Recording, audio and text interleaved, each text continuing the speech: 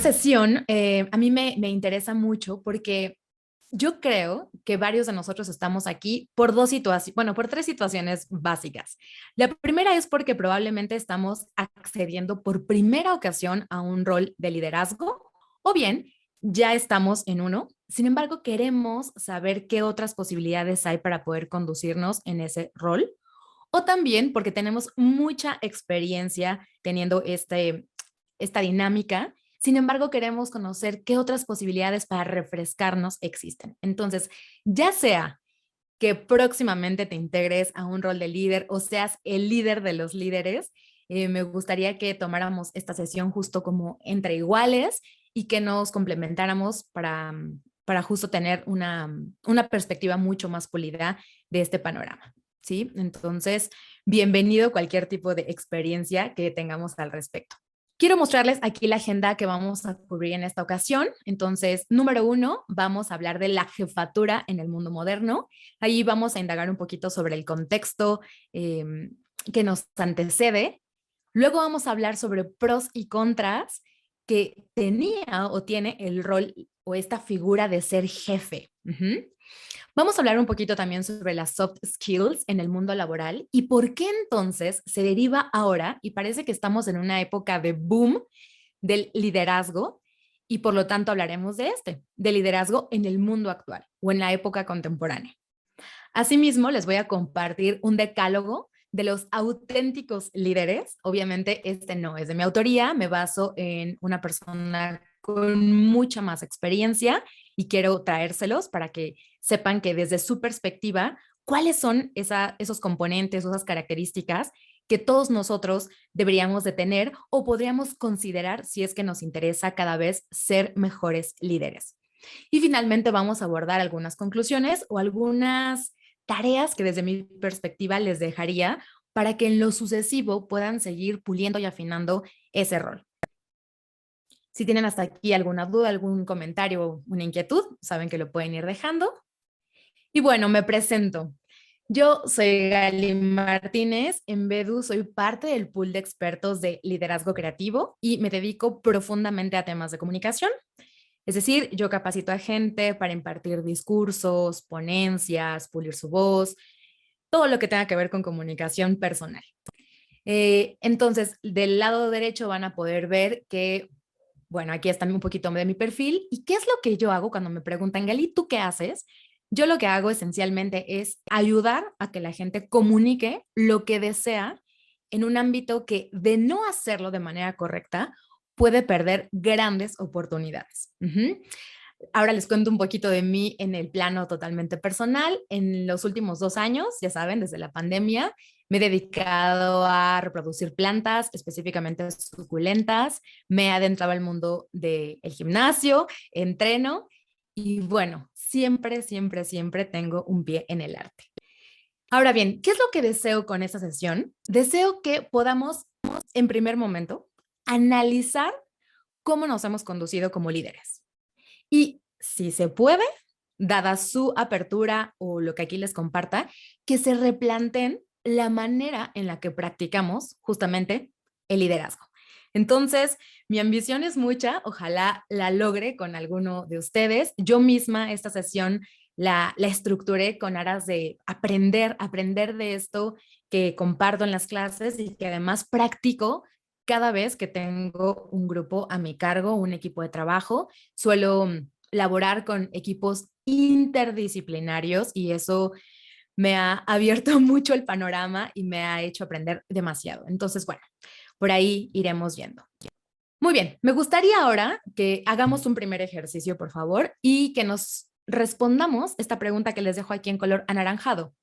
¿De quién y cómo aprendimos a dirigir? No quiero decir aprendimos a ser jefes o aprendimos a ser líderes, porque creo que de bote pronto no quisiera que lo clasificaran. Simplemente que pensemos, ¿cómo aprendí? ¿De quién lo aprendí? Entonces, por favor, quiero que en este minuto les voy a dar por acá, voy a cronometrar 3 minutitos y vamos a recordar quiénes fueron esos jefes, esos líderes, esas personas en los cuales nosotros nos inspiramos para forjar ahora este rol en el que estamos. Insisto, ya sea que estés siendo aprendiz de jefe, de área, de encargado de algún programa, etcétera, o que tengas gran experiencia, por favor, tómate en serio estas preguntas. Entonces, vas a escribir, por favor, ¿qué decía, como estas máximas o estas frases relevantes, qué decía esa persona? ¿Qué hacía en su día a día? ¿Cómo lucía y qué imagen proyectaba? ¿Vale? Esos elementos que tú recuerdas y de los cuales aprendiste y hoy son parte de tu perfil de líder.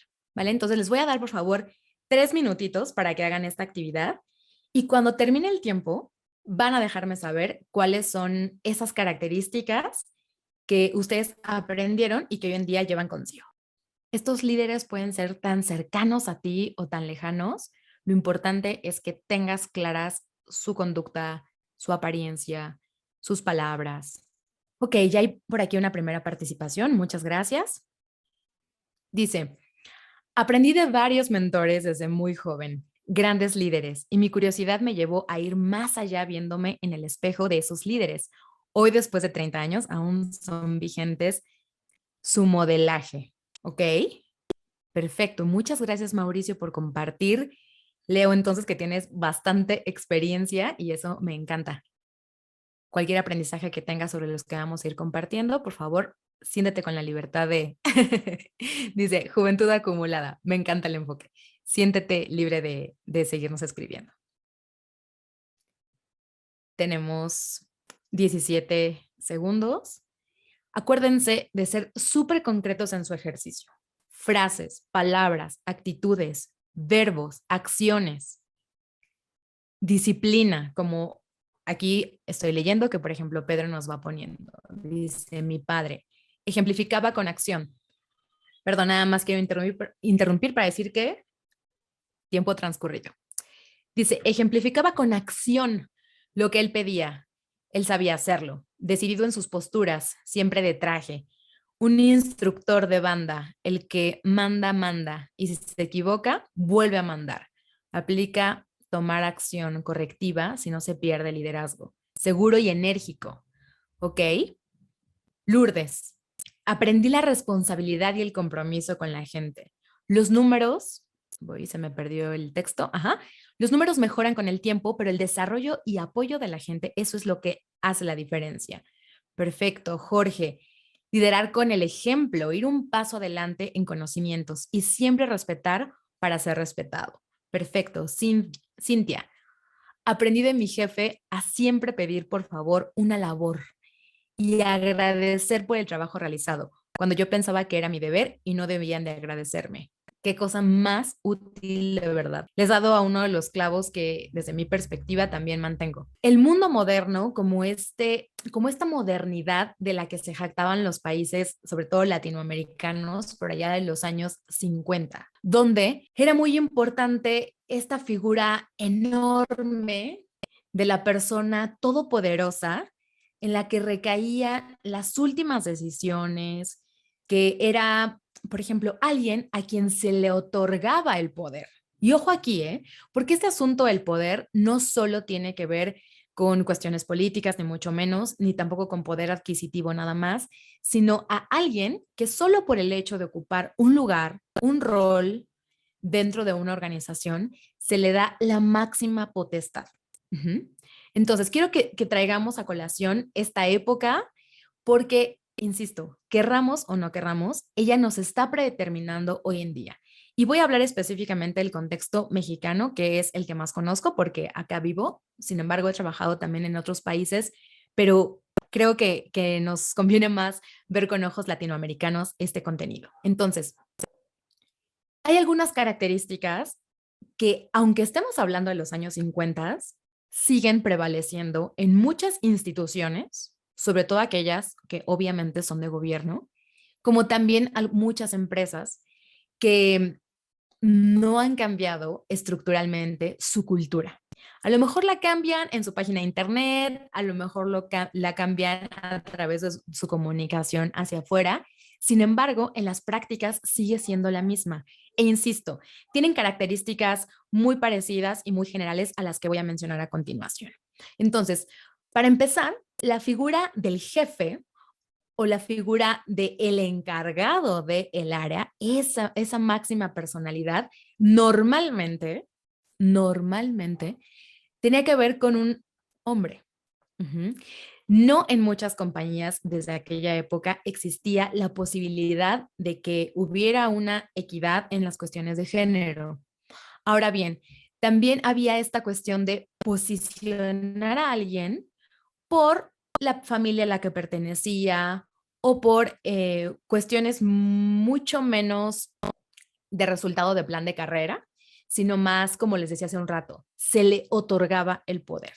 Y el poder tiene que ver con algo que se le indica a alguien que tiene entonces ciertas facultades y todos en automático le van a rendir una especie de respeto, se le va a tratar como intocable, se le va a permitir muchas cuestiones solo por el hecho de ocupar determinado rol y no por una serie de elementos éticos que practique o por su agenda o sus actividades cotidianas. Entonces, yo quiero que nosotros veamos cómo estas figuras eran de alguna manera endiosadas, ¿saben?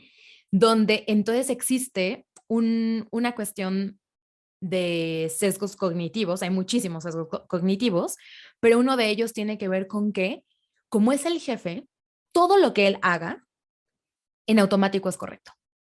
Aunque nosotros, como trabajadores o colaboradores, o incluso se les llamaban subordinados, supiéramos que no estaba en ese plano de lo correcto, nosotros éramos incapaces de cuestionarlo porque ¿cómo? O sea, lo dijo el jefe. Ya sabemos que en lo cotidiano no aplica o sabemos que no tiene la razón, pero como es el jefe, todos nos callamos. Entonces hay esta manera de endiosarlos y de pensar que todo lo que hacen es correcto, es prudente y no hay nada más que decir. Él tiene la última palabra en las cuestiones. Sobre él recaen muchas responsabilidades, pero sobre todo, más allá de las responsabilidades, el éxito de los proyectos. Entonces quiero que vean por qué elegí estas imágenes que les puse acá en la presentación, donde esta es una fotografía típica del momento histórico que les mencioné, que se mantuvo de los años 50, al menos en México, desde el alemanismo hasta antier, casi, casi, ¿eh? Donde las personas solían ver al líder hacia arriba, ¿saben? El desarrollo económico como, ay, tan lejos de nosotros, como que no nos va a tocar, como que no podemos ser partícipes de ellos si somos trabajadores, ¿sí? Donde hay un tren del avance, del crecimiento económico, del poder que pasa enfrente de nosotros, pero que no podemos integrarnos, ¿sí? Y hay entonces, en consecuencia, muchas situaciones y conductas en el plano de lo cotidiano, como la fotografía que les dejo ahora de manera centrada en color naranja, donde entonces vemos desde la manera de vestir un prototipo, un ideal del líder, donde entonces a fuerza tiene que ser trajeado, si se dan cuenta.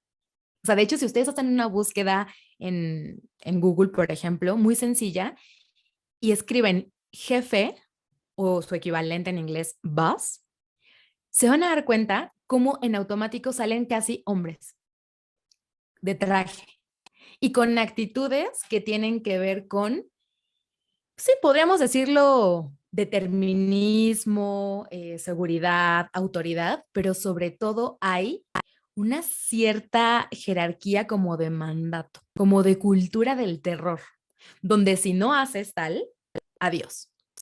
Entonces, me parece interesante y por eso también la integré aquí, porque está como esta situación de, porque lo digo yo, porque yo soy el jefe, porque es la última cuestión. Ujú. Y bueno, circundo en estos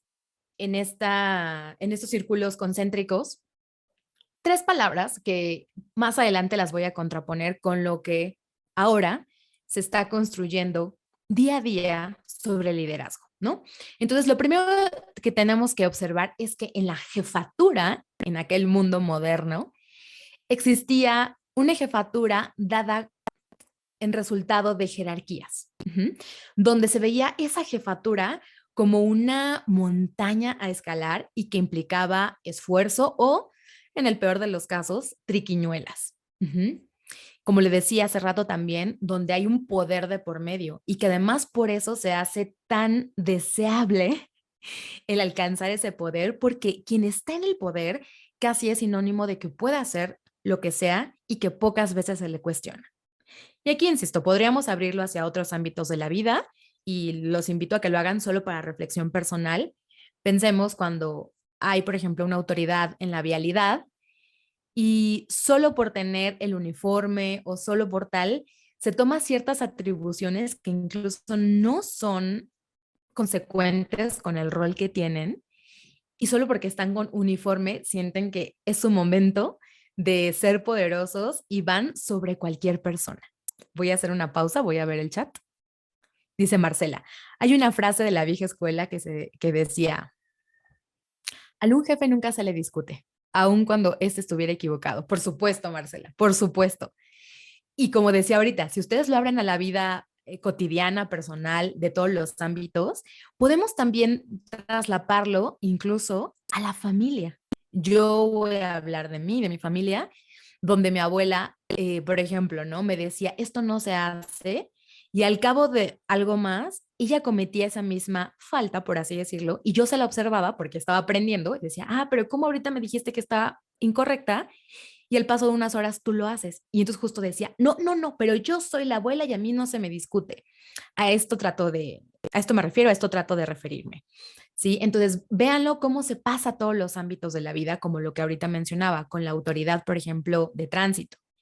Entonces, no, queridos míos, lo que es importante es que ese poder que se otorga, también uno lo convierta en autoridad y entonces que uno se haga respetar y uno mismo sea consecuente con ello.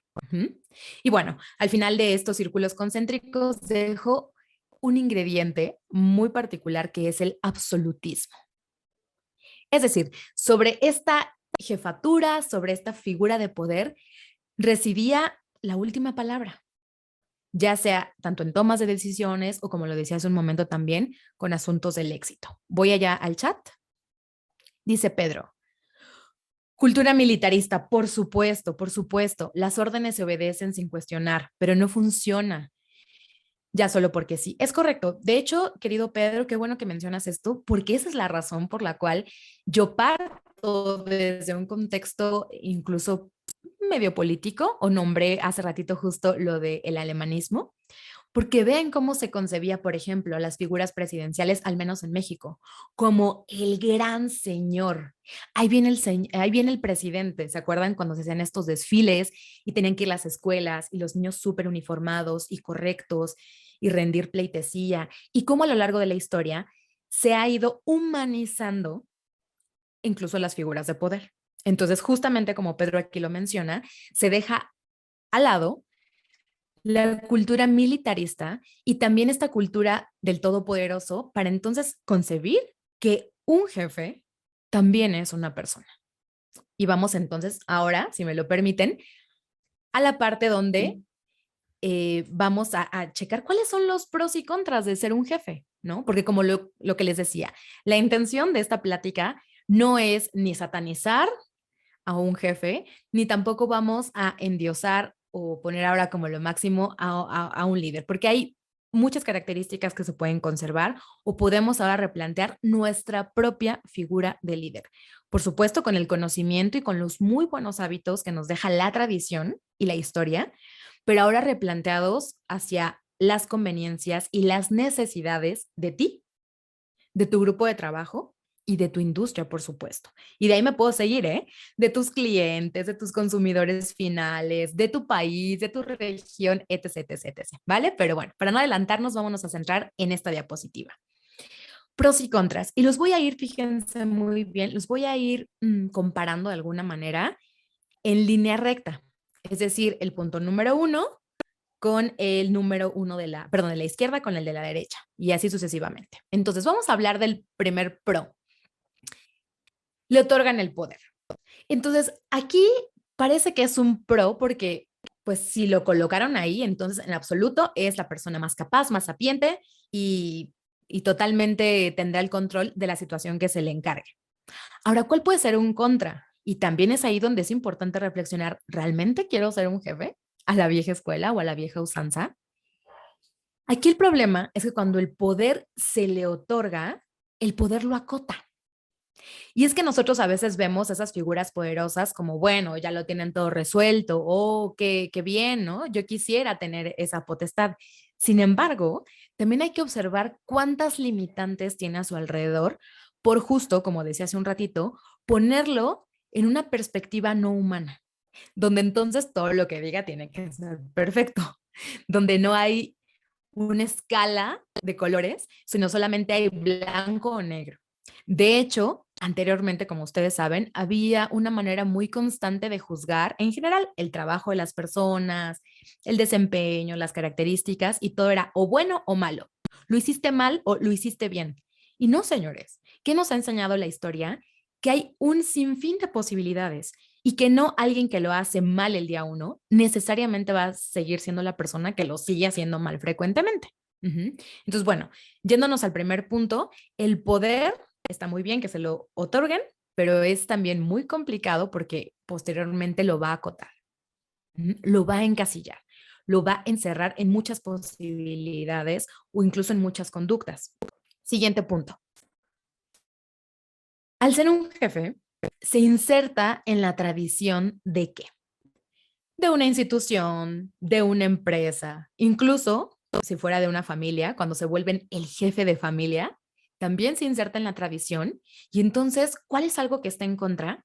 Está condenado a repetir muchas cuestiones sin que quizás su propia conciencia o sus propias reflexiones, habilidades, capacidades puedan demostrarse a través de ese rol que está jugando.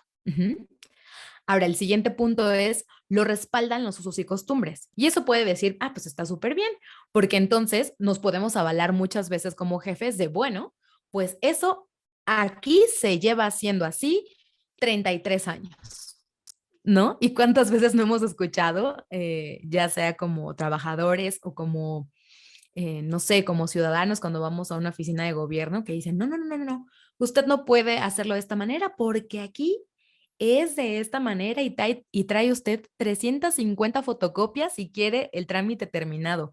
Y uno dice, pero eso no es eficiente. Bueno, pues usos y costumbres. Ahora, ¿qué es algo en contra? Que la innovación va a ser ajena a la naturaleza y a la lógica del rol de líder. No, no se puede, ¿sí? No se puede tener esta complejidad en un mismo puesto. Ahora, ¿qué aspecto puede también ser favorable para un jefe? Bueno, que proyecta certeza. ¿Por qué? Tenían los jefes esta responsabilidad de que lo que decidieran iba sí o sí a hacer que se llegara a un buen puerto. Y eso uno podría decir, bueno, pues es bastante positivo. Sin embargo, señores, creo desde mi perspectiva que estamos ignorando que hagamos lo que hagamos, hay una brecha de falta de certeza. Y esa falta de certeza, por más que haya esfuerzo, por más que hayan recursos, por más que haya planeación, no podemos ignorarla, porque esa falta de certeza se llama vida. Así es la vida. No todo se puede calcular, no todo se puede planear. Claro, podemos tener algunos esquemas de prevención de riesgos, por supuesto, claro que sí, pero para el que carga con esta responsabilidad, se vuelve una vida insostenible o con una gran insatisfacción o una gran preocupación, ¿sí? Ahora, ¿cuál es algo en contra de esto también? Que, como les digo, que tiene el reto de dar la certeza aunque no la haya. Y aquí quiero comentarles que hace más de 2 años yo estuve trabajando con una empresa muy importante, una transnacional, donde les confieso, todos sus puestos directivos eran personas que tenían cáncer. Todas, en serio. Y entonces ellos se sentían de alguna manera, claro, terribles por esta situación o esta condición de salud. Sin embargo, se sentían muy orgullosos que habían llegado a ese puesto y entonces ahora tenían un seguro de gastos médicos mayores con una gran capacidad de pago y que además podían gozar de muchos permisos para poder ir a tomar sus tratamientos de quimioterapia y etcétera. Entonces yo digo, qué terrible que el esquema de jefatura haya cargado tantas responsabilidades inmanejables de esta manera como se las estoy presentando y que en consecuencia haya generado esta condición de salud pues tan brutal en estas personas. Y de verdad, todos los puestos directivos de esa empresa tenían alguna situación de cáncer. Entonces, llámenlo casualidad, yo no lo creo. Llámenlo quizá por la edad, tampoco lo creo, pero sí me parece que estaba muy ligado a una gran responsabilidad, a una insatisfacción, a una falta de atención de su vida personal y un montón de malas prácticas en el sentido laboral. Ujú. Y bueno, el punto número 5 de cada lado tiene que ver con se le atribuye los éxitos de los proyectos a su cargo, ¿no? Y eso yo sé que en algún sentido puede ser muy envidiable hasta cierto punto y a veces creo que todos queremos ser como ese rockstar o esa persona estelar en algún proyecto, siempre tener la razón, que se nos felicite, etcétera. Pero la verdad es que también conlleva una gran carga, una gran responsabilidad, porque por el otro lado, todo el tiempo hay que demostrar por qué, o a veces, por ejemplo, participar en algunos discursos o ir a presentar un proyecto. Y hay momentos, yo lo he visto porque preparo a mucha gente en temas de discurso y no saben explicarlo. No entienden por qué el equipo llegó allá, solo saben que llegaron contra viento y marea, y cueste lo que cueste, y se queda en el camino quien se quede. Y desde mi punto de vista, estas prácticas no son muy saludables, ni para quien está arriba en esa jerarquía de grupo de trabajo, ni para, obviamente, los que están en la parte operativa o quienes están haciendo, como coloquialmente decimos en México, la talacha o el trabajo cotidiano. Ujú. Entonces, pues bueno, creo que aquí hay muchos puntos a considerar y vámonos con la siguiente diapositiva. Ok, entonces cuando vemos que este panorama de la jefatura, de los jefes, tiene estas características heredadas de una tradición que ya revisamos y que de todos modos puede ser tan exhaustiva o tan particular como la historia de cada empresa o de cada país o de cada región o de cada profesión lo permite, nos damos cuenta que entonces viene esta gran necesidad de voltear a ver las capacidades que debería tener un líder, una persona funcional en su trabajo.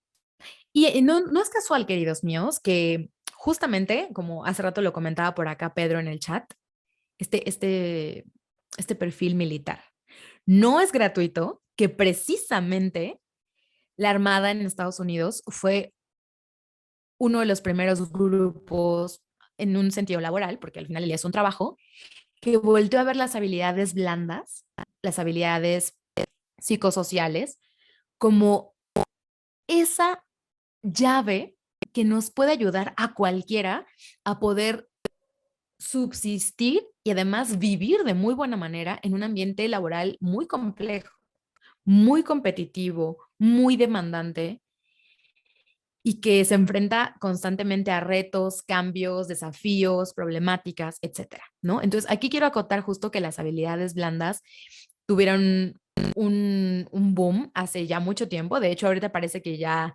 se están como súper comercializando, etcétera, pero la verdad es que su hallazgo por allá de antes de los años 60 empezaron súper fuertes porque esto, ¿no? ¿Cómo podía ser posible, por ejemplo, en temas militares, que un hombre con una característica física súper fuerte, enérgico, etcétera, en algún momento de estar combatiendo, se quebraba y ya no tenía eso otro que lo hacía estar aguerrido o estar adelante o pensando, creando estrategia, haciendo equipo, porque faltaba todo eso. Es decir, las abdominales, las armas, todo esto, la logística había hecho su efecto, por supuesto. Pero ¿dónde están las otras habilidades que necesita un líder? Y me refiero con esto no solo a los líderes que están evidentemente a cargo de un grupo de trabajo, ahorita leo su mensajito, sino también a los otros líderes silentes, a los otros líderes que también tenemos dentro de los equipos y que nos ayuda a dinamizar la repartición de tareas en un programa de trabajo y que también practican esto. Entonces, quiero que por favor tengan en cuenta la necesidad de abrirnos a aprender o a reaprender las habilidades blandas en este momento de nuestra vida. en este momento de nuestra profesión, en este momento histórico. Y la pandemia nos lo hizo reflexionar fuertemente, ¿no? Y aquí les dejo algunas, ¿no? Justo pongo acá en la diapositiva. El liderazgo conlleva habilidades blandas como comunicación y escucha activa. Y ojo aquí, ¿eh? Porque yo sé que muchos de nosotros vamos a decir, sí, claro, yo me comunico con mi equipo. Sí, pero ¿en qué nivel? La semana pasada, justamente porque venía este workshop, estuve presente en otra masterclass de una experta muy querida mía que se llama Ivonne Vargas. Tiene un libro best seller que se llama Contrátame. Y ella justo decía, llevar la comunicación a un nivel de competencia. Es decir, no capacidad, no habilidad, sino competencia en el liderazgo. Que casi, casi, señores, que cuando escribimos un mensaje o cuando redactamos un mail o marcamos por teléfono, sepamos perfecto qué estamos diciendo a nivel lingüístico, qué estamos diciendo a nivel de intenciones, qué estamos diciendo en relación a la cultura y a los pilares de comunicación de la empresa, etcétera, etcétera, etcétera. Entonces, llevar la comunicación, solo ese tema, solo la comunicación, a nivel de competencia. Ahí les encargo. La planificación, por supuesto, la gestión de trabajo en equipo, la negociación y un sinfín de habilidades más. Ahora sí voy al chat. Dice Pedro. Ajá, Pedro.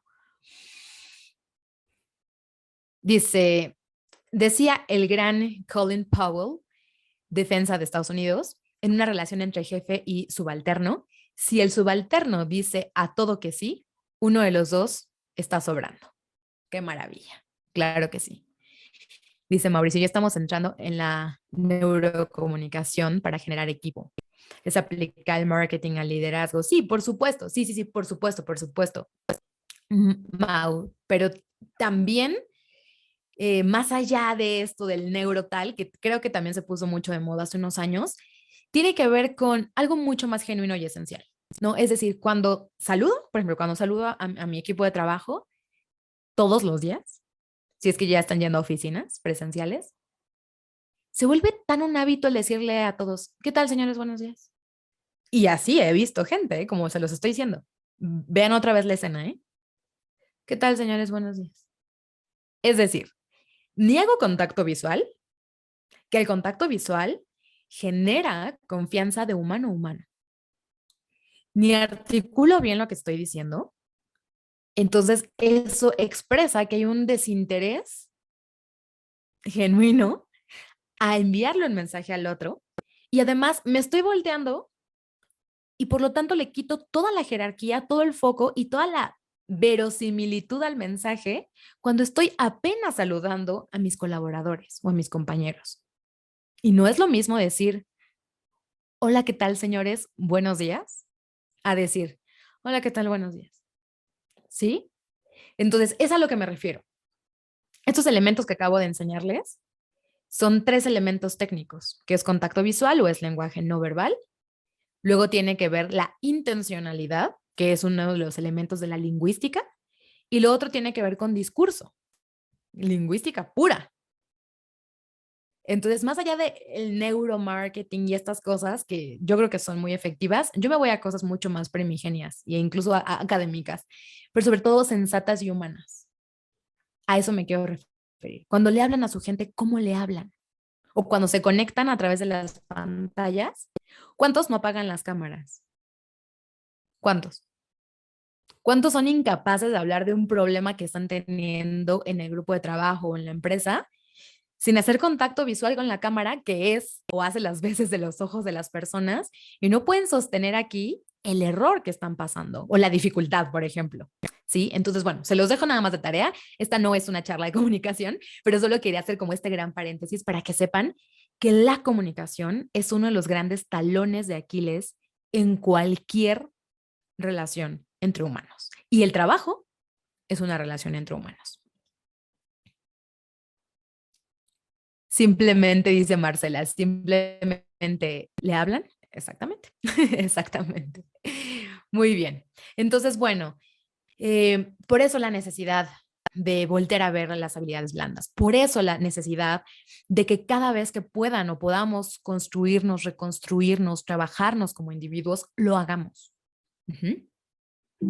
Evitémonos estas caras como las que ponemos aquí en la diapositiva, ¿no? Estos sentires, no deberían los trabajos de provocar esto, no deberían, no deberíamos nosotros de ponernos en ese lugar.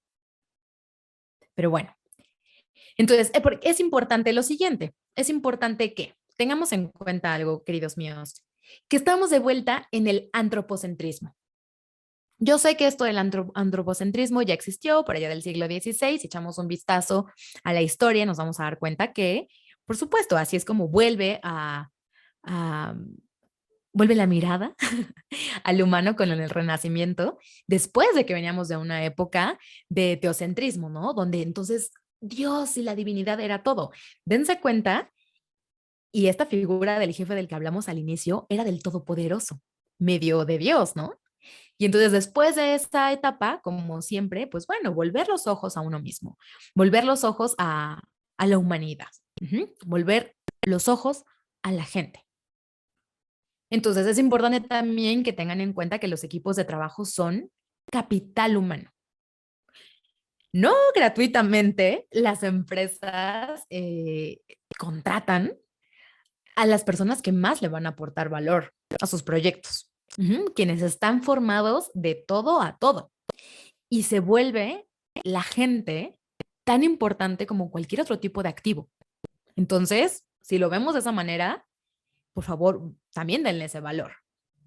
No estoy diciendo que cosifiquemos a la gente, no lo estoy diciendo, jamás me atrevería a hacer esa petición, por todo lo contrario. Si somos capaces de valorar como valoramos el dinero, si somos capaces de valorar los edificios, las infraestructuras, las maquinarias como las valoramos, ahora cuanto más a una persona, con toda su carrera, con toda su experiencia, con todos los planes que tiene para hacer crecer esta institución, este negocio, etcétera, esta corporación. Voy al chat. Dice Mari, hay jefes que provocan que pongamos esas caras y peor esos jefes que se creen líderes. Totalmente, Mari, totalmente. Ahora, aquí yo diría, como lo que les pedí al inicio, ¿cómo podemos también aprender hasta de los que nosotros consideramos jefes de la vieja escuela o incluso malos jefes? ¿Cómo podemos aprender de ellos? De todo se puede aprender. Entonces, aprendamos lo bueno incluso en una situación negativa. Y finalmente les dejo aquí ese tercer punto que es el éxito de un proyecto está ligado al talento que participa de él. Entonces recuerda eso. Si tú le das ese foco, ese interés al individuo que participa en que tu proyecto salga a la luz y salga además con éxito, entonces vamos, como hace rato decía una de las asistentes que amablemente compartió su opinión. Me agradecían, aunque yo pensaba, no me tienen que agradecer, es mi trabajo. Claro que sí se tiene que agradecer, porque cuando estamos en una posición de líderes, sabemos que hay personas que podrían venir solo a cubrir unas horas y a cobrar un sueldo, sin embargo, no lo hacen y además vienen y dan el 300%. O dan una idea que saben que eso le implicará unas ganancias brutales a esta empresa. Por ejemplo, ¿cómo no le vas a agradecer? Aunque se le pague y aunque sea parte de sus actividades por las cuales se le contrató, por supuesto que se le agradece el ímpetu, las ganas, la cortesía, esa calidad y calidez humana a cada persona cuando hace su trabajo de manera sin igual, ¿vale? Entonces tengamos esto en cuenta, por favor. Y vámonos a la siguiente. Ok, ahora vamos a cómo se está considerando y reconfigurando el liderazgo. Porque desde mi perspectiva, y así se los quiero proponer, es que lo concibamos como una página mayormente en blanco. Es decir, que todos nosotros, los que estamos participando en determinadas industrias, haciendo determinado trabajo y que tenemos a cargo trabajadores, compañeros, colaboradores, colegas, etcétera, estamos reescribiendo cómo nos gusta, cómo funciona y cómo nos viene bien ver el liderazgo ahora, ¿sí? Y aquí les dejo, por ejemplo, unas imágenes que A mí particularmente me hicieron sentido, número uno, porque ya no está esta jerarquía, ¿no? Del de hasta arriba, del que impone, del que si no te las vas a ver muy mal con él o con ella, o sabes qué, si no haces esto directo vas y firmas tu renuncia. No, quiero que veamos la imagen central que les dejé a colores. ¿Qué vemos ahí? Hagamos un ejercicio como de análisis de foto. Si aquí hay algún fotógrafo increíble y si no hay, no importa, no hay que saber tecnicismos. ¿Qué vemos en la imagen de en medio?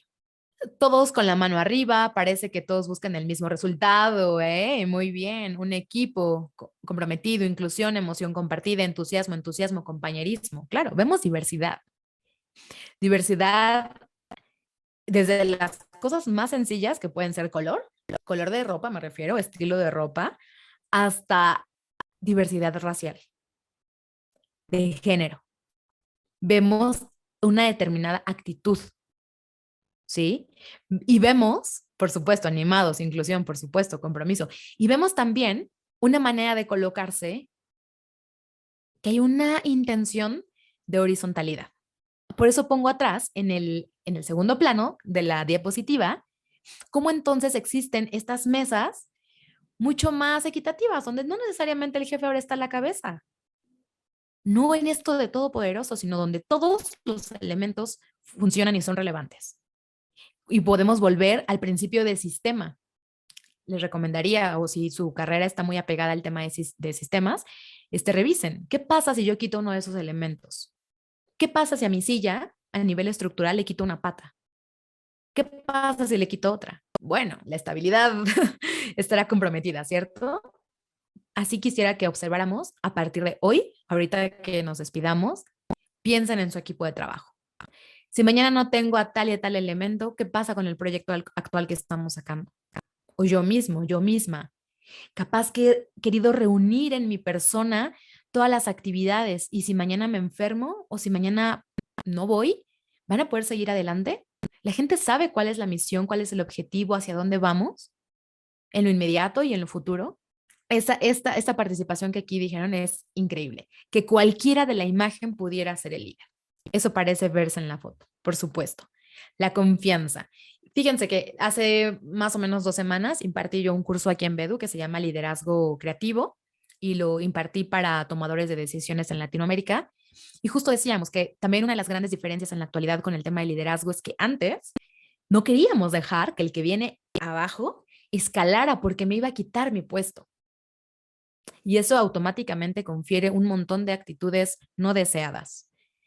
Aquí en el liderazgo es al revés. Es tener claro que la impermanencia es y que yo mañana voy a salir de aquí, ya sea por mi propia decisión o porque es momento o porque me voy a ir a otro lugar igual de increíble que este o más increíble y entonces yo ayudo a que los demás sepan qué hay que hacer. ¿Qué es lo que conviene a esto llamado proyecto? Llámese el proyecto inmediato, llámese el proyecto de empresa, llámese el proyecto de vida de cada quien, llámese el proyecto de nación. ¿Por qué no pensamos en nación? O en región latinoamericana, o en continente, o en mundo. ¿Vale? Entonces, se los dejo ahí de tarea. Vámonos a la siguiente. Entonces, el liderazgo, como en la diapositiva de hace ratito donde poníamos los círculos concéntricos, ahora se los pongo para ser congruentes de manera mucho más extendida y horizontal. Y quiero que veamos el punto número 1 en color anaranjado más intenso. Dice, número 1, el liderazgo actual promueve la horizontalidad versus propiciaban la jerarquía. 2, desarrolla autoridad. Escúchenlo bien, desarrolla. Es decir, se lo gana, ejerce el poder que le dieron. Y creo que otra vez más podemos volver a ver a las propias familias cuando hay, por ejemplo, ¿no? Un tío que es respetado y respetable por sus propios méritos y no aquel que llega y por su mala cara y sus imposiciones todos nos cuadramos y le tenemos miedo. Ajá, esta cultura del terror. Y el punto número 3, promueve equipos de alto nivel. Es decir, no sigue propiciando, no genera el absolutismo. Y sabe que con su equipo vamos a evitar zonas de oscuridad en un proyecto. Y aquí quiero compartirles un ejemplo. hace 2 años empecé a dirigir para la UNESCO un programa educativo de talla internacional, donde obviamente yo no me creía doña lo sé todo, obviamente, y entonces le llamé a un gran pedagogo con más de 25 años de experiencia en educación a distancia, o sea, lo que para nosotros empezó a ser la novedad en la pandemia, él ya lo hacía desde las telesecundarias, ¿no? Entonces yo le hablé y le expliqué el programa que íbamos a hacer, que era un programa muy innovador, que de hecho parecía hasta un poco riesgoso. Pero bueno, el asunto es que lo llamé y le expliqué cuáles eran los perfiles del equipo de trabajo que había reunido. Y él me dijo, ¿sabes qué me encanta? Y yo, toda temerosa, ¿qué? Me dijo que si estuviéramos en la zona abisal del océano, con lo que cada uno sabe que podría representarse con una lámpara de mano, no habría una sola zona de oscuridad en este proyecto. Porque lo que no sabes tú, lo sabe él. Lo que no sabe él, lo sabe el otro o la otra. Y así sucesivamente. Entonces, cuando estamos juntos con estas lámparas de mano, no dejamos una sola zona de oscuridad. Y esa analogía o ese ejemplo, la verdad, queridos míos, a mí me dio mucha tranquilidad porque además de ser muy gráfico, dije, claro, no lo había pensado así.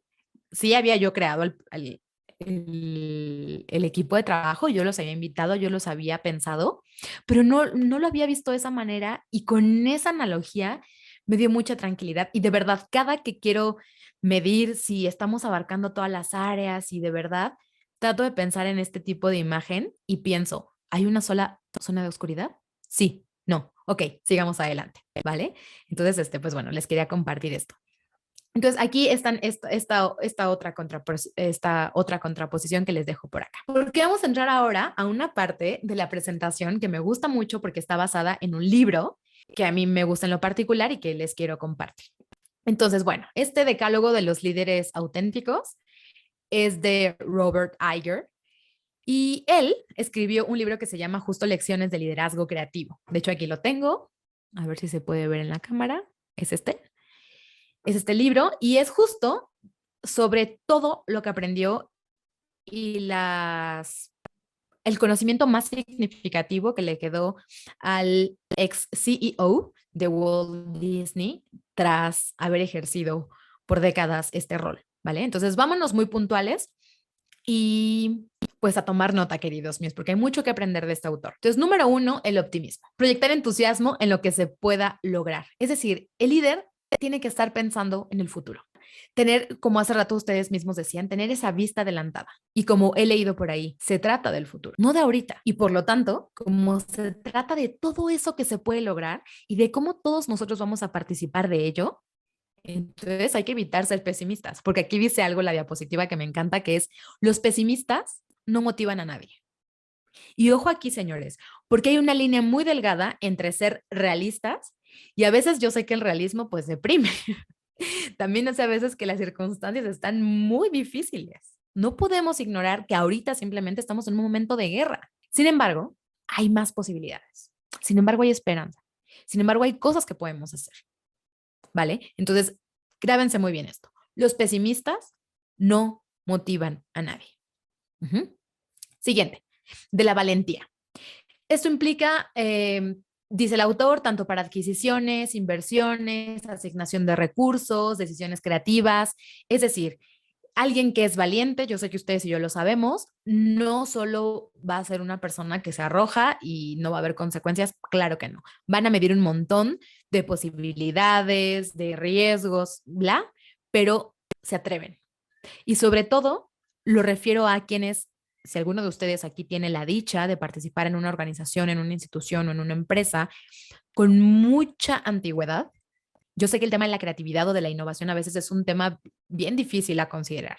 Entonces, por favor, valórenlo, pero atrévanse al final del día, porque nos damos muchas veces cuenta que cuando dimos ese paso ganamos más de lo que perdimos. Si ya sea con conocimiento de causa y con un equipo que cuida estas oscuridades que decíamos, entonces adelante, ser valientes. Siguiente, 3, la concentración. Y aquí se refiere el autor a, dice, es indispensable saber comunicar prioridades y asignarles tiempo, energía y recursos. Es decir, que nosotros sepamos muy bien cuándo es momento, cuándo es el proyecto o cuándo es la situación que casi uno tiene que decir, hey, todos aquí atentos. Necesitamos ahorita las mejores ideas, las mejores propuestas, la mayor disciplina, porque esto realmente es un reto. O viene un cambio de campaña o viene tal situación que nos implica lo máximo de lo máximo, ¿sí? Es decir, hay que saber comunicar esto, porque a veces también nos confundimos en este viejo esquema de el jefe, que todo es importante. ¿Y qué creen? Si todo es importante, nada es importante. Espero que esto se esté explicando. Cuando todos decimos, no, es muy importante. No, no es muy importante. La reunión de ahorita. Sí es muy importante el nuevo lanzamiento, ¿sí? Darle esa jerarquía. Y por eso, una vez más, me atrevo a conectarlo con el tema de la comunicación. Enojado, molesto, inquieto, irritado, encanijado, etcétera. Saber nombrar las cosas y su diferente graduación, incluyendo en las actividades, ¿sí? Como aquí les decía. Entonces, concentrarnos en lo que toca, a quienes les toca, y no derrochar energía.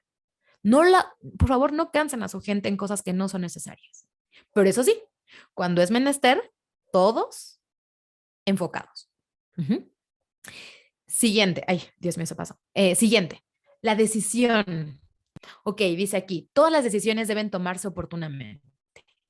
Especialmente, y quiero aquí hacer hincapié, con las decisiones que son difíciles. Y les voy a poner un ejemplo, ¿eh? Ah, hasta me cuesta trabajo porque está muy rudo. Hay una empresa farmacéutica de gran relevancia a nivel mundial que tiene en una de sus plantas a una persona que cometió un grave error, y cuando digo grave error son varios millones de dólares.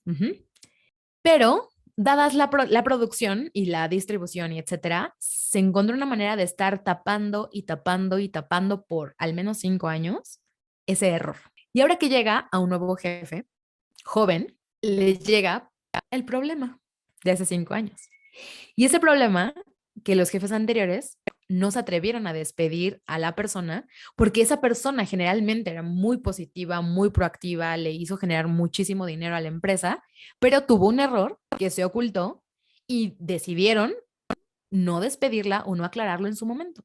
Y entonces ahora al nuevo líder del equipo le toca subsanar eso que tiene más de 5 años ahí. Entonces, por favor, señores, yo sé que hay decisiones bien difíciles de tomar y que uno no quiere ser el que las lleve en su conciencia o en su mano o en su nombre, pero no, aún las decisiones más difíciles de tomar hay que tomarlas oportunamente porque se vuelven una bola de nieve. Y yo sé que ustedes lo saben porque tienen mucha experiencia en esto, pero recuérdenlo, aún en las decisiones personales, más vale atenderlo ahorita y hablar ahorita de las cuestiones a que al rato sea la típica conversación de, es que me molesta porque hace 7 semanas tú me dijiste y ya la otra persona ni se acuerda qué pasó hace 7 semanas, en el plano personal más ligerito. Pero en este caso que les estoy contando de la empresa, es una bola de nieve y es además una bomba de tiempo. Entonces, por favor, y aquí justo el autor nos dice algo, la indecisión es ineficaz y es contraproducente siempre para el equipo de trabajo y para las empresas. Punto número 5. La curiosidad. Y aquí me encanta, porque me gustaría que los líderes que están aquí presentes se concibieran como esos pequeños niños inquietos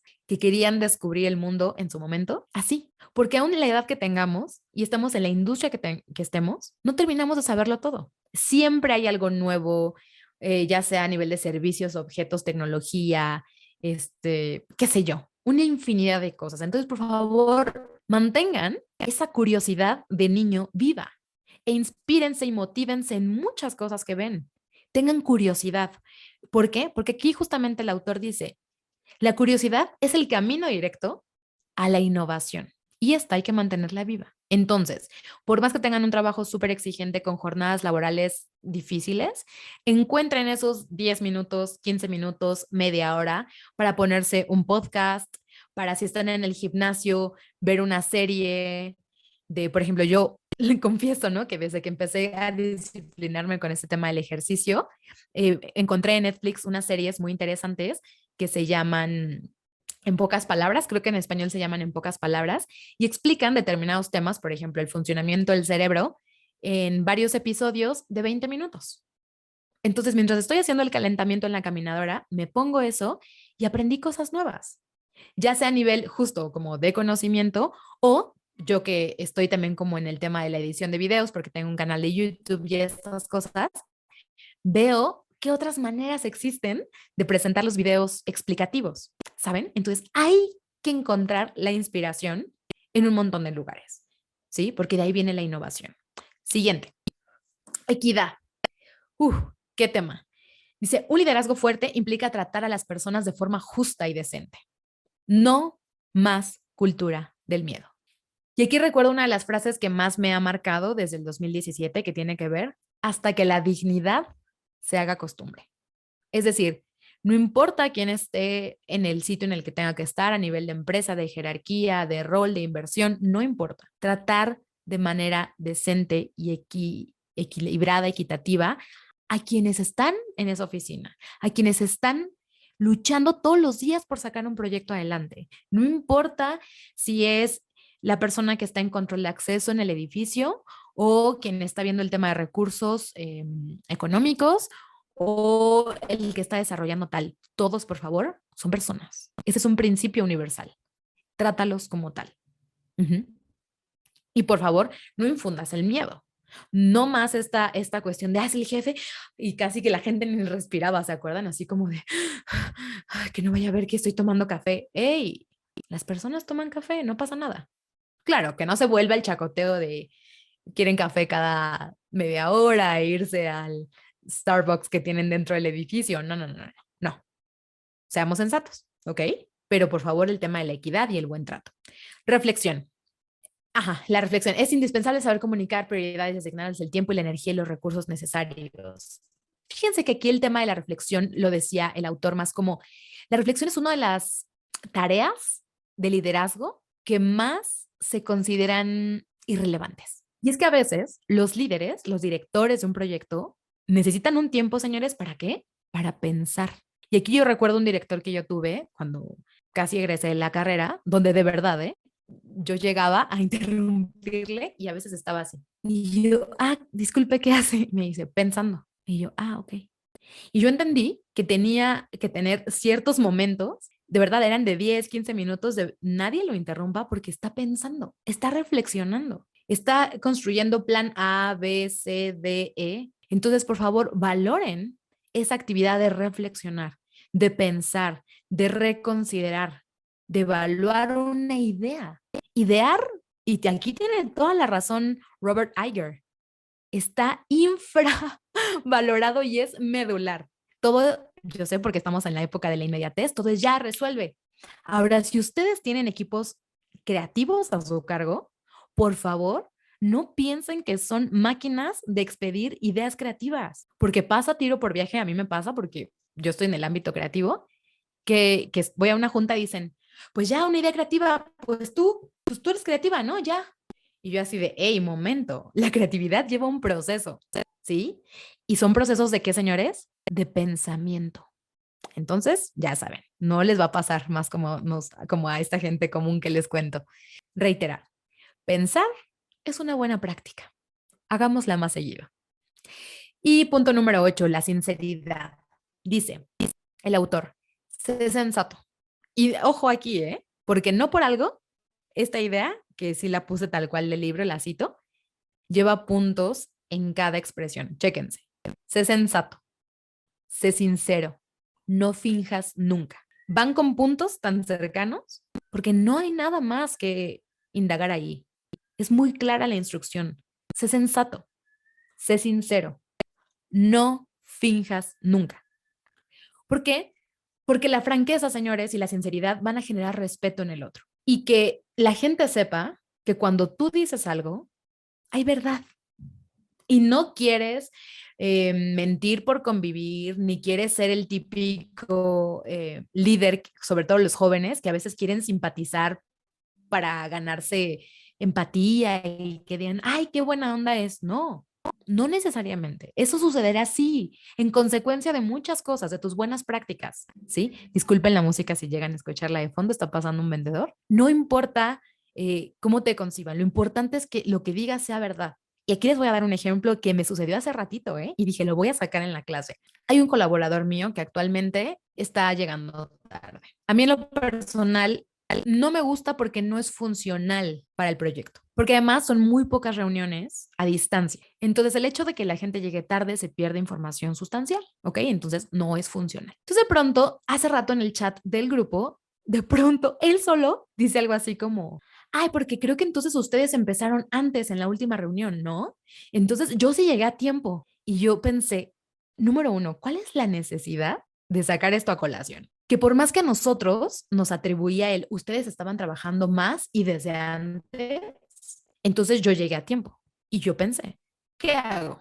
Como decimos en México, le doy por su lado y le digo, ah, sí, sí, sí, llegamos antes y trabajamos más. Entonces opté por lo honesto de, empezamos en tiempo, te incorporaste a las 8:34 y ya no hubo respuesta, ¿saben? Fue como de, se evidenció por segunda ocasión y sin necesidad. Entonces, insisto, por más que a veces uno dice, híjole, ¿ya para qué le muevo? No quiero que quede peor. Pues no, lo que es. Ahora, si esa persona lo está manejando como algo negativo, es su tema. Ahora, él sabe que es reiterativa esta actitud. Hay que corregirla. ¿Por qué? Por el bien del proyecto. Ahora, obviamente uno como líder sabe cuando es una cuestión excepcional. Además, uno va entrenándose, tiene un ojo clínico de la conducta humana y vamos sabiendo perfectamente cuando algo ya es una reiteración o cuando verdaderamente hubo una situación con la computadora de alguien y no se puede conectar o se fue el internet o algo pasó, ¿sí? Pero entonces, por favor, digan lo que es. Creo que en Latinoamérica y en México específicamente nos hace falta mucho describir las cosas como son y al hacerlo, el que escucha, no ofenderse. Si alguien llegó después, llegó tarde. Nada más. No es, llegaste tarde tú. No, no, no. Simplemente, llegaste tarde, hay que procurar llegar a tiempo. San se acabó. Siguiente tema, ¿vale? Vámonos a la siguiente diapositiva.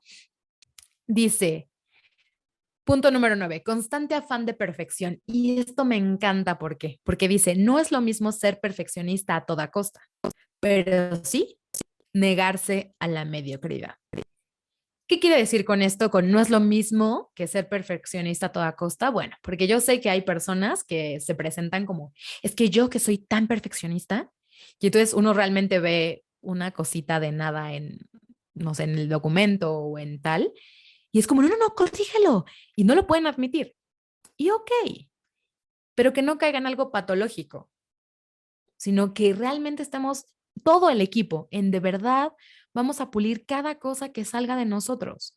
Y aquí, queridos míos, es donde les digo a la gente con la que trabajo, que lo que tú hagas, número uno, te represente. Es decir, que si este texto, imaginémonos, este texto, ay Dios, ¿dónde está? Si este texto, bueno, no se ve en la cámara, pero si un texto que yo presento lo doy a mi nombre, que yo diga, ahí está la esencia de Gali Martínez. Entonces, esto me representa. Que además, si lo firma mi jefe, representa al grupo de trabajo. Y que si además lleva el membrete de la empresa, nos representa. Y nos representa, a su vez, en la región y como país. Y se los digo, porque cuando tuve en las manos el proyecto con la UNESCO, que era un proyecto para París y que nosotros ganamos a nivel mundial, ni siquiera Latinoamérica a nivel mundial, yo todo el tiempo tenía esto. No solo habla de mí, habla de mi grupo de trabajo, habla del área en la que yo me desempeño, habla de por México, ¿saben? Entonces, cada que entregábamos algo, yo decía, es que no es solo esto, es México. Y lo pensaba para bien, ¿saben? O sea, yo quería que nos vieran como que somos súper capaces y súper comprometidos y talentosos y creativos e innovadores. Yo quería que a México se le relacionaran con esas palabras y no con todas las otras que el mundo mediático también nos ha adjudicado por igual, sin hacer diferencias. A eso me refiero, ¿sí? Que este afán de perfección sea genuino y que nos neguemos a la mediocridad, como individuos y luego como colectivo. Uh-huh. Y por último, dice aquí, integridad. Dice, nada es más importante que la calidad e integridad Y aquí el autor pone a dos cuestiones por igual. Sus personas en todo momento y en todo lugar y a todo lo que refiere a la empresa. Él habla de productos, pero también pueden ser servicios, lo sabemos, ¿sí? Que sea íntegro, que sea intachable. Y con eso me voy a la siguiente pantalla que dice, en otras palabras, la forma en que haces algo es la misma en que lo haces todo, todo. Y aquí también quiero hacer justo una, un ejemplo y una remembranza de una vez que estaba escuchando una conferencia de un militar, me disculpo porque no tengo el nombre, pero un militar eh, de otro país, y él decía que justo la manera en la que manejaba el liderazgo en su expresión más sencilla es que él todas las mañanas se encargaba de tender su cama. Y les parecerá como muy bobo, muy insignificante, y decía, porque si uno puede autocomandarse en las tareas más sencillas y más insignificantes, y entonces uno ya cumplió consigo mismo en esos detalles, entonces uno tiene internamente, éticamente, la autoridad para poder entonces pedirle, si es menester, al resto de su equipo de trabajo que haga otras cuestiones. Porque yo ya empecé por mí. Y como ustedes lo compartieron hace ratito aquí, ¿no? Como el líder empieza consigo, por supuesto. Pero yo diría, empieza consigo en esas cosas, en esas pequeñas cosas. Entonces, esa es la importancia de hacernos cargo de detalles así, aunque a lo mejor a veces su vida corporativa es muy exigente y probablemente en su esquema familiar ya tienen a personas que les asisten de manera doméstica, etcétera, pero el hacer cosas por nuestra propia mano de ese tamaño o cuidar una planta, etcétera, nos hace responsables en una manera esencial. Y por lo tanto, entonces podemos comunicarlo y podemos ser un referente hacia los otros. Voy al chat. Dice Mau, inclusivo, con propósito claro, crítico, flexible y adaptativo, por supuesto. Me encanta. Muchas gracias por su participación, Mauricio y Pedro, Almirante McRaven. Ajá, entonces aquí está. Como les decía, así como haces algo, lo haces de la misma manera en todo. Y más que se vuelva como una regla, es decir, para quien aprecia desde afuera, más bien que sea una regla para nosotros. Así como tendí mi cama en la mañana, así llego y ordeno mi escritorio y me dirijo con la gente y todo lo demás. Atribúyanselo más a su proceso que hacia el proceso de otros cuando opinemos de ellos, ¿vale? Y vámonos a la siguiente. Pues, ¿qué aprendimos en esta sesión? Me gustaría que, claro, dice Mireya, pasión por lo que hacemos. Qué buena intervención, Mireya. Te voy a decir por qué. Porque la otra vez en un grupo de trabajo alguien decía, es que tienes que inyectarles pasión. Y sí, yo creo que sí, por supuesto. Ahí el líder inspira. El líder con su propio ejemplo, con su propia manera de proceder, en consecuencia inspira. Pero también les voy a decir una cosa. La gente que eliges para tu equipo de trabajo ya tiene que llegar inspirada. Ya tiene que estar apasionada por su carrera, por su proyecto, por su vida, o sea, ya tiene que írsele la vida por hacer lo que dice que va a hacer a tu empresa, a tu institución, a tu organización. Si no es así, va a haber un trabajo de este lado, de líder, de empujar y empujar y empujar y apasionarlos. Y hay un límite, porque ese trabajo es individual. ¿Vale? Entonces también quería compartirles esto, así que te agradezco muchísimo, Mireya, que lo hayas mencionado, porque quería compartirles este punto de vista. Entonces, si a ti te toca y eres parte de los procesos de selección, percibe también cuando alguien está apasionado verdaderamente, cuando quiere ser parte de, cuando quiere crecer genuinamente y no solo por el salario, que claro que es muy importante. La gente trabaja por su salario, claro que sí, pero está todo lo otro que es el salario emocional que le otorga la empresa, pero que también uno como trabajador se propicia a sí mismo. ¿Vale? Entonces, totalmente. Rosalba, me encantó tu conferencia, te admiro y muchas gracias. Yo también los admiro por estar aquí y por permitir que les comparta esto, ustedes teniendo toda una carrera, ser coherentes con nuestra vida para hacer el reflejo. Ajá, ok, sus aprendizajes los leo, muchas gracias.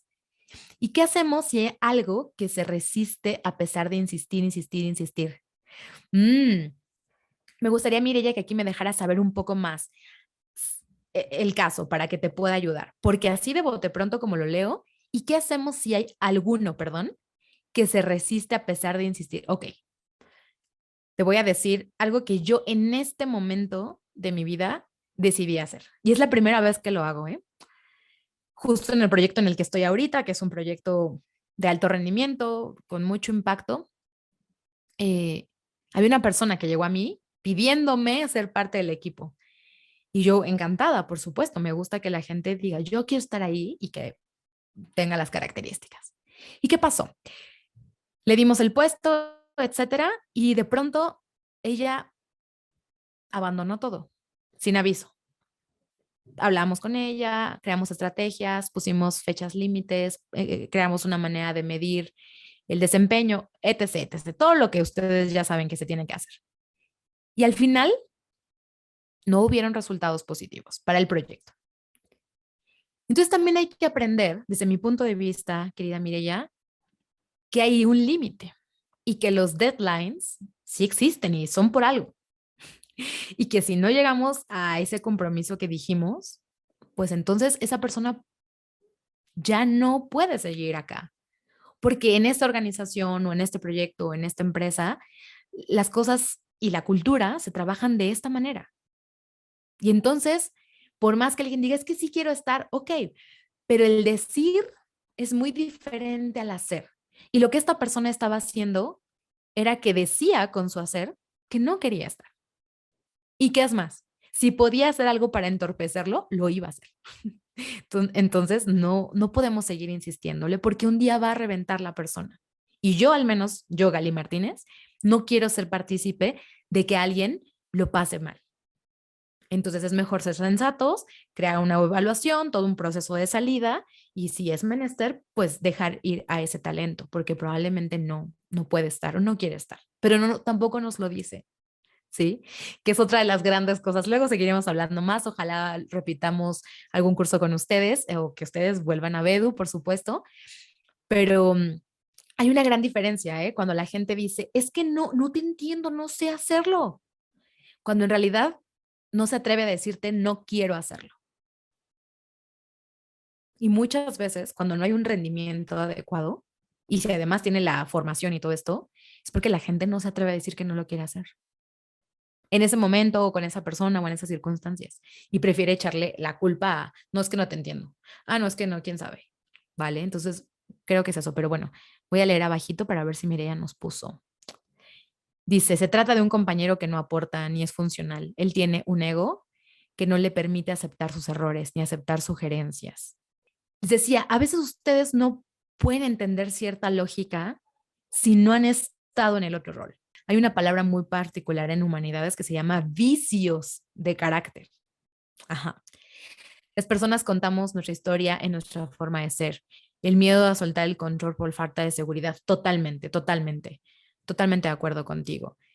Dice Jorge, gran voz, excelente conferencia. Di el nombre de tu canal. Muchísimas gracias. Justo como les decía, me dedico a temas de comunicación, hago locución, conducción, todo esto. Entonces, es parte de lo que les decía, la comunicación como una competencia.